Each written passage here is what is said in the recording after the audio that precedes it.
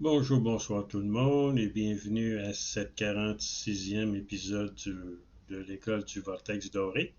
Mon nom est Daniel Letourneau et aujourd'hui j'aimerais parler de la formation d'une planète ou de la 3D, les dimensions dans lesquelles on vit. Premièrement, il n'y a jamais eu de Big Bang.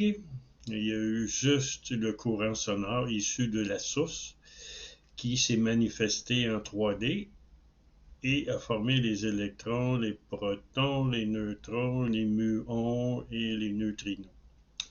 Ça a pris des millions et des millions d'années avant que tout ce que la source voulait créer s'est créé au niveau numéro un. Ensuite, il y a eu une deuxième étape. Celle-ci a duré encore des millions d'années.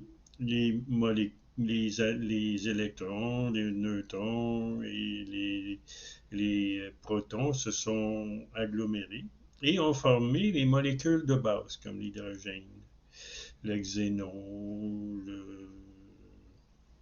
le néon, l'argon, le fluor, l'azote, l'hydrogène. Et ça, c'est ce qu'on appelle les molécules de base. Ça a pris des millions d'années avant que ça se fasse. Ensuite, le courant sonore s'est transformé en vent solaire. Alors, qu'est-ce qui est arrivé? C'est que tous les électrons, les protons, les neutrons et les atomes et les molécules ainsi créés ont commencé à se toucher, à se côtoyer, à se mélanger. Donc là, on a créé beaucoup plus d'éléments. On a créé du bore, on a créé du lithium, on a créé euh, du fluor, du brome, beaucoup d'azote, beaucoup d'hydrogène, beaucoup d'oxygène, du phosphore. Et se sont tous mélangés. Ça aussi, ça paye un certain nombre de millions d'années. Ensuite, lorsque tous les atomes pouvaient se toucher, alors l'oxygène a commencé à se composer avec l'hydrogène, avec l'azote, avec le lithium, le bore, avec le fluor, avec le brome et d'autres éléments. Et ça a créé le feu. Alors, c'est le courant sonore qui crée tout.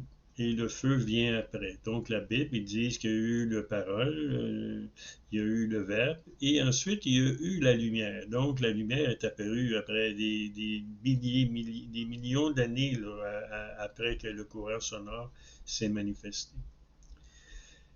Ensuite, il y a eu un gros brasse camarade, et ensuite, il y a eu l'eau qui a été formée. Une grande quantité d'eau. Dans l'univers, ce qui existe le plus, l'atome qui existe le plus, c'est l'eau. Il y en a partout. Il y en a partout, même dans le vide.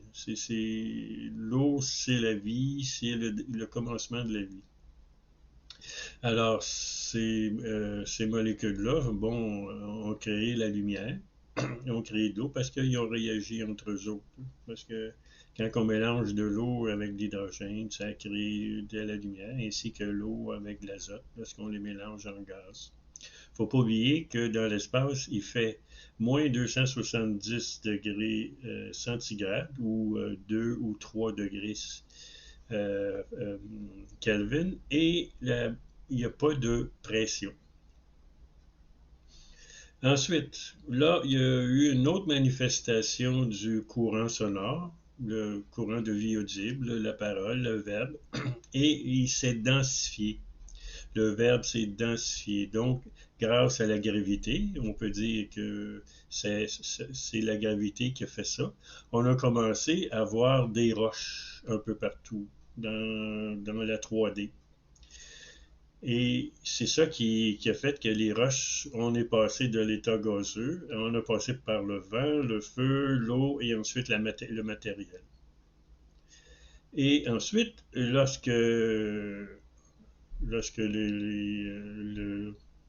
courant sonore s'est encore densifié, on a commencé à créer une planète de la Terre, des planètes de la Terre.